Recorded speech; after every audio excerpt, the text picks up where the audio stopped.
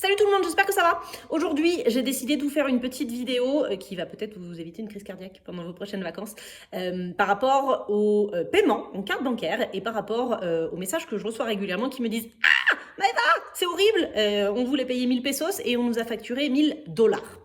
Ce qui est une grosse différence et je comprends que vous ayez peur. Donc, petite précision. Comment savoir si vous avez payé effectivement en pesos ou en dollars? Parce que le symbole des deux, c'est un S qui est barré. Alors officiellement, le symbole du peso, c'est un S avec une barre. Et le symbole du dollar américain, c'est un S avec 2 barres. Le problème, c'est que dans tout ce qui est informatique, sur les claviers, etc., on n'a pas le choix. Donc, il y a un seul symbole. Et quand vous payez par carte et qu'on vous donne votre ticket et que vous voyez ce petit symbole, souvent vous paniquez et c'est normal. C'est super simple. Si c'est en dollars, à côté de ce petit S barré, ce sera marqué USD, US dollar. S'il n'y a rien de marqué, si c'est marqué MX, Mexican pesos, ça peut être MX, ça peut être MXN, ça peut être MXP, ou peu importe, hein, voilà, si vous avez le MX, vous savez que c'est des pesos mexicains. S'il n'y a rien, c'est des pesos, et si c'est marqué USD, là oui, c'est des dollars.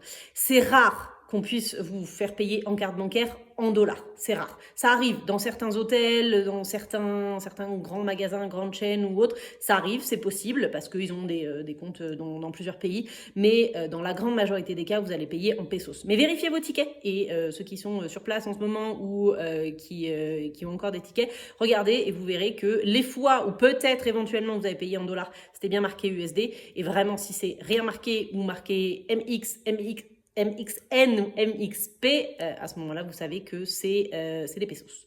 Donc voilà, soyez rassurés là-dessus. Et quand vous allez retirer de l'argent, si vous avez un distributeur de billets, c'est pareil, la grande majorité, c'est des distributeurs qui sont en pesos. Il y a certains distributeurs, notamment dans la 5e avenue, à Playa del Carmen. Il y en a, je ne sais même pas s'ils y sont encore, je fais pas spécialement attention. Mais il y en avait un ou deux où c'était bien marqué USD en haut, US dollars. Donc là, oui, vous pouviez retirer des dollars, mais sinon, c'est quasiment toujours en pesos. Petite parenthèse d'ailleurs sur les distributeurs de billets. Vous avez dans les rues, par exemple la 5e avenue, des petits îlots comme ça, des petits distributeurs qui sont installés régulièrement.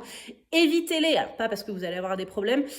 Moi, je conseille à tout le monde d'aller dans des distributeurs qui sont accolés à une banque. Parce que si jamais il y a un problème, si votre carte se fait avaler parce que vous n'avez pas appuyé sur le bon bouton ou autre, au moins vous pouvez rentrer dans la banque et dire voilà, vient de se passer ça, c'est dans ce distributeur et ça simplifie grandement les choses.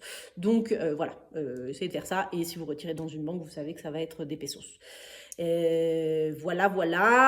Après, pour tout ce qui est retrait d'argent, j'ai fait un autre post relativement détaillé avec même des photos de l'écran, etc. Donc, n'hésitez pas à aller voir. Et si vous avez des questions un petit peu plus précises sur tout ça, vous m'envoyez un message. Bonne journée!